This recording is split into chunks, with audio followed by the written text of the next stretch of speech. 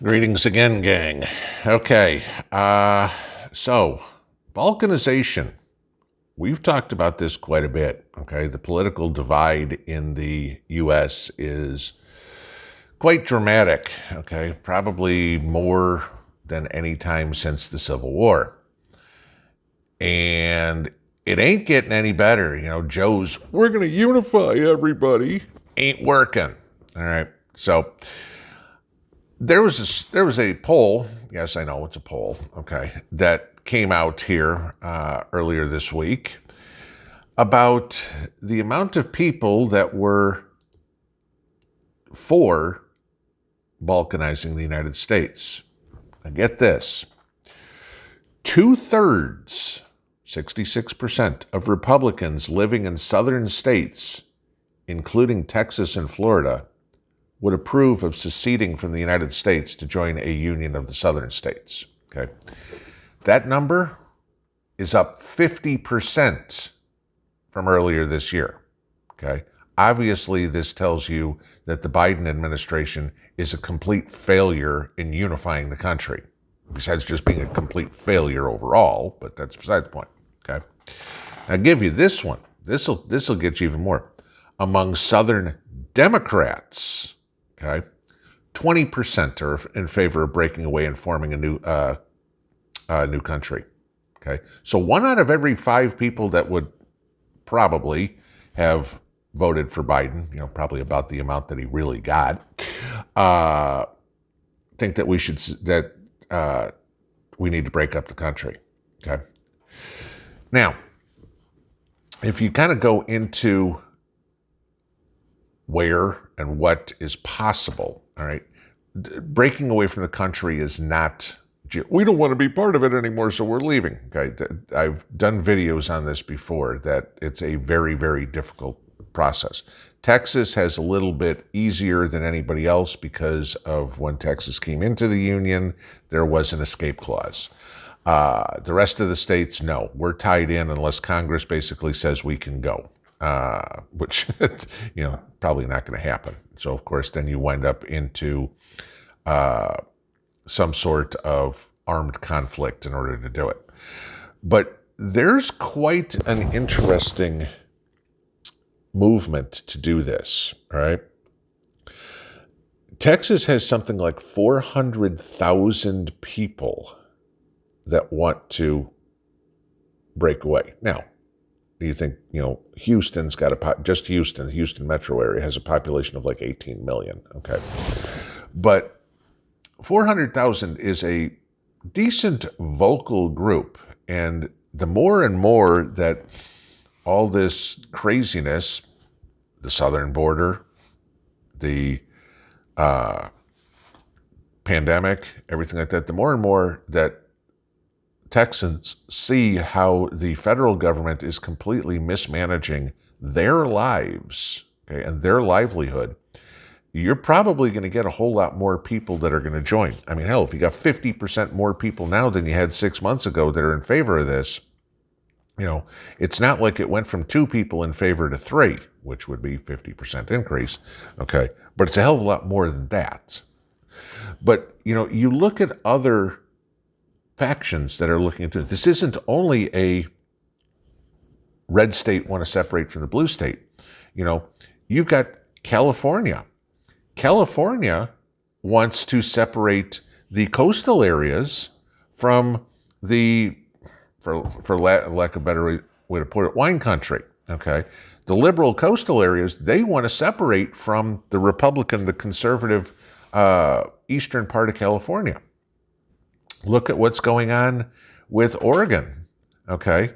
The coastal segment there, where all your liberals are up on the Oregon coast, all the conservatives, and, which is 80% of the rest of Oregon heading east, they all want to join with Idaho, okay? This is what I'm talking about with balkanization. I mean, there's one where up in... it's called the Cascadia movement.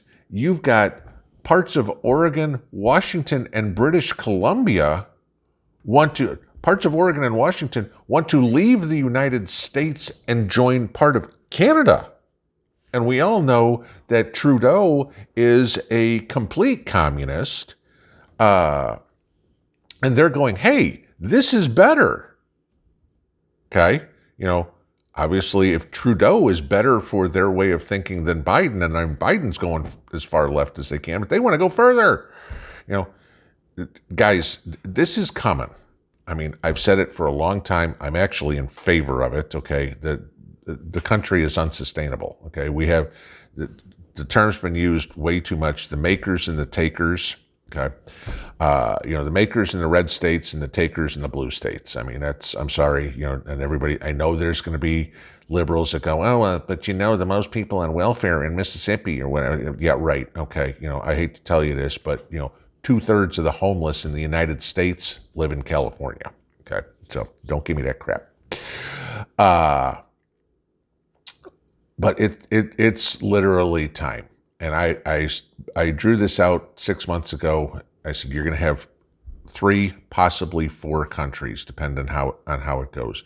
You're going to have, and again, not by specific state lines as they're drawn now, but you're going to have that West Coast, liberal haven, Washington, Oregon, California, the coast. Everything in there, east of Central California, all the way to the Midwest, that's all going to be the conservative states of America. Colorado, I don't know what you're going to do. You guys might have to all move back to California, okay? Because you're going to be an island. You're already a blue state surrounded in a sea of red. Arizona, we don't believe you're a blue state, so that's not a problem. Georgia, don't believe you're a blue state, so that's also not a problem. But then you're going to have the East Coast, which would probably be, give or take, North Carolina these days, but pretty much the Virginia coastline all the way up to Maine. And again, this is going to be thin. It's going to be along the coastline, and it'll probably peak around up toward Detroit, maybe, add Minnesota, that sort of stuff to it.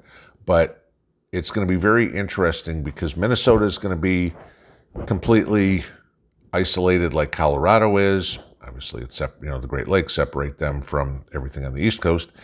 And, how Michigan flies, okay, if Michigan burns to the ground, Detroit at least, I don't think anybody's going to really care. There's nothing there worth saving. The rest of Michigan, you'll probably join the coalition of free states or whatever it would be. But this is getting talked about very seriously in very many different political circles. And, I'll throw one more at you. Even West Virginia, little old Appalachia here, West Virginia is entertaining or kind of trying to talk about all the people who live in Western Virginia to change the borders and make West Virginia the bigger state than regular Virginia. We're going to see something of this in our lifetimes, okay, or at least in mine, and I'm hoping I got 30 years left. But there's going to be a change in borders. There has to be, because there's just way too much disparity in thought between the liberals,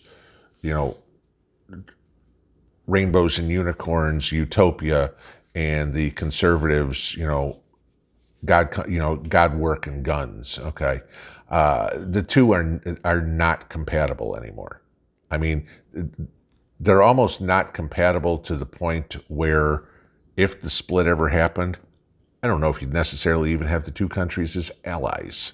So, you get too many of the East Coasters who are, and the West Coasters are like, oh my God, China's the greatest thing in the world. And then you get the Midwest and the Southern states going, China's the scourge of the earth.